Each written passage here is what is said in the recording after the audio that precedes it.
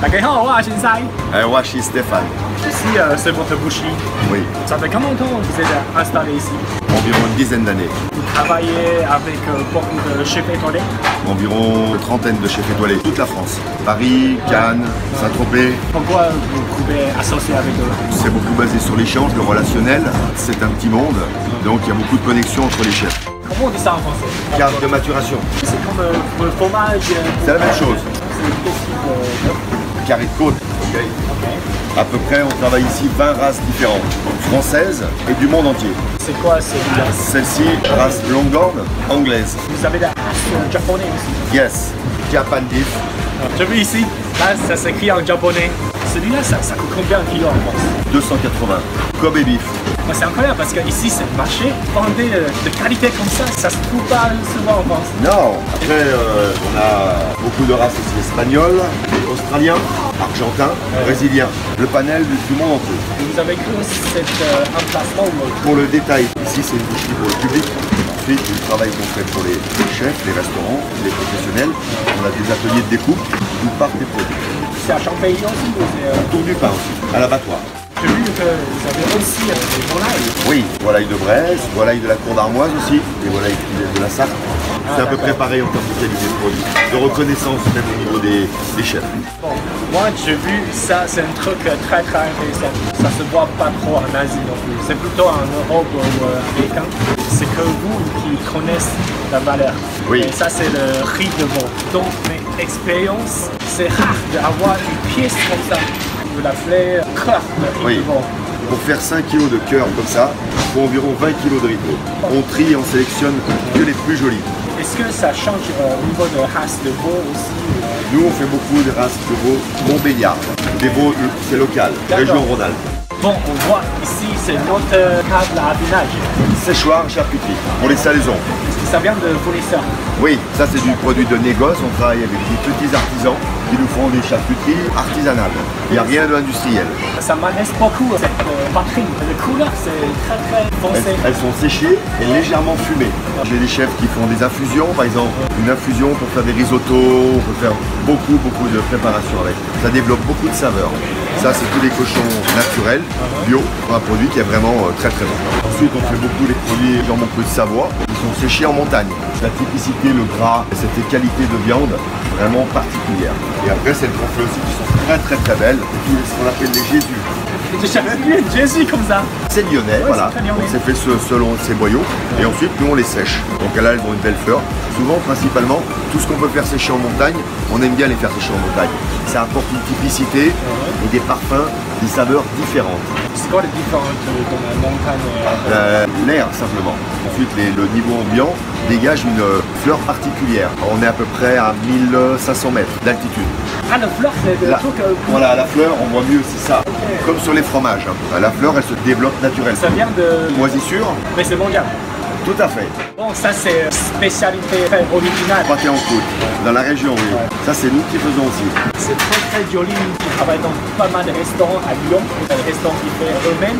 J'ai rarement vu un très joli pâté en croûte comme ça. Ouais, on a un charcutier qui se débrouille bien. Je suis dans le métier depuis 1990 avec mon papa. Depuis l'enfance, Voilà. tu savais déjà faire Oui, un petit peu ça. Mon père était boucher charcutier aussi. C'était établissement, c'est famille. Alors, celui-ci non, mais l'enseigne Maison Miret, oui, c'était mes parents.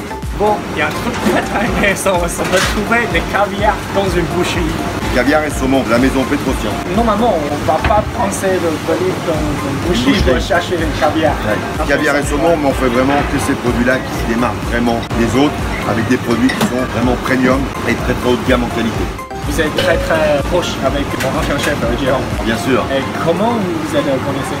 Les produits qu'on vendait l'ont séduit et naturellement on s'est rapproché. Jérôme, c'est quelqu'un qui a toujours été attiré par les bons produits, les produits spécifiques. Il aime qu'on lui propose des choses nouvelles, différentes.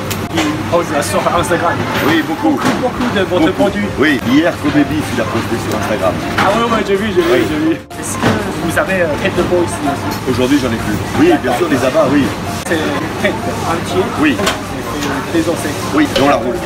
Du coup, c'est le métier de la base de boucherie à Lyon, c'est ça. Oui, Lyon, mais pas que. Français. Français, exactement. Quand on parle de tête de veau, c'est vraiment un produit très très spécifique. Ouais, mais c'est spécifique à la France, mais c'est pas propre à une région en particulier. Toute la France, ils consomment des têtes de veau. C'est très français. C'est très très rare. Une boucherie avec cet certificat. Normalement, c'est pour restaurant, hein? Non, alors il y a la partie pour les restaurants de qualité, Collège culinaire de France, et aussi producteurs et artisans de qualité. Ce sont pour la plupart des chefs qui sont à la tête de ce label, c'est eux qui le délivrent, qui a des représentants par région qui étudient les propositions, les candidats pour valider ou pas leur acceptation pour entrer au collège culinaire. Vous êtes certifié d'une très très bonne boucherie. Il faut tous les jours se remettre en question et tous les jours faire ses preuves. Jamais rien n'est acquis. Attitude. C'est ça, Ouais, exactement. c'est attitude. Ouais. C'est très très important. Quand je vois tout ça, c'est pas une boucherie normale dans le marché. En regardant, on peut savoir, c'est avec qualité. Ici, c'est Laboratoire, fait quoi ici? la préparation, D'accord. laboratoire qui est donc réfrigéré avec la zone des produits qui rentrent, les produits bruts, et on rentre les produits finis dans la seconde chambre froide. Je me sens que ici, c'est un grand chambre, tous ensemble. Oui, c'est réfrigéré, on travaille à 10 degrés. Cette planche, c'est très très intéressant. C'est un plot, un bio. On peut voir parce qu'il y a déjà... Ah, celui-là, parce qu'il a déjà travaillé. Tu sais, il est bientôt fini. Normalement, c'est tout plat. Ah oui, bien sûr. Lorsqu'ils sont patinés, qu'ils sont jolis. Ça, c'est... Merci, s'il y a ruban. Ah, ok. Et l'autre chambre froide. C'est quoi la température ici? 1-2 degrés. D'accord. Carré de côte. Pourquoi avec... L'âge pour les protéger, Wagyu Spanish. Date d'abattage 02-01. Les bêtes abattues au mois de janvier. Et ça va partir à la vente à partir de la semaine prochaine. Ici, ça, c'est agneau. Agneau de lait. Agneau, lait, c'est encore plus jeune que... Oui, agneau. plus jeune. Bon, ça, c'est très intéressant. Déhanché, carcasse, côte de bœuf, faux filet, filet. Ici, c'est plutôt pour maturer ou... Non, non, ici les produits sont déjà prêts, il faut qu'ils soient travaillés pour être désossés, pour être vendus. Ça, c'est épaule. Paleron maturé, là on va les laisser encore 15 jours et ça fait des palerons très très bons. D'accord. Donc, en tant qu'un de très très grands bouchers, est-ce que tu as quelques conseils pour les gens qui sont envie de faire ce métier? Oui, les conseils que je pourrais leur donner, c'est un métier passionnant, pour pouvoir encore développer beaucoup de choses. Je vais demander aux jeunes d'être passionnés et d'être travailleurs. J'ai jamais travaillé comme boucher, je suis cuisinier. Est-ce que c'est aussi très très dur? Par exemple, il faut se lever très très tôt? Oui, il faut se lever tôt. Moi, c'est peut-être pas le bon exemple, mais moi, je me lève à 3h30. Vous finissez vers 2-3 heures? On va faire 15h, après une petite coupure. J'ai des équipes qui travaillent en continu. Après-midi, après, plus personne ne travaille. Nous, on s'occupe plutôt de la partie ensuite commerciale, visiter les clients, les restaurants, aller les voir, les chefs, etc. Est-ce que vous avez vraiment des vacances? Bien sûr, on est obligé de prendre des vacances. Ah, d'accord. Oui, et c'est important de pouvoir aussi récupérer, se ressourcer pour être à nouveau performant. D'accord. Moi, j'ai entendu parler, en tant que boucher, ça gagne pas mal. Moi, je suis cuisinier, tu connais le salaire de cuisinier. Je suis très très curieux. C'est compliqué de citer des barèmes de salaire, mais effectivement, c'est des métiers qui sont plutôt bien rémunérés quand les gens sont compétents. Ça gagne plus que cuisinier. Les bons, comme les bons cuisiniers. Je veux dire la base, normale, ils sortent de l'école. Comme cuisinier, peut-être c'est 1000 personnes. Ouais, c'est à peu près, quand ils sortent de l'école, c'est à peu près 1500.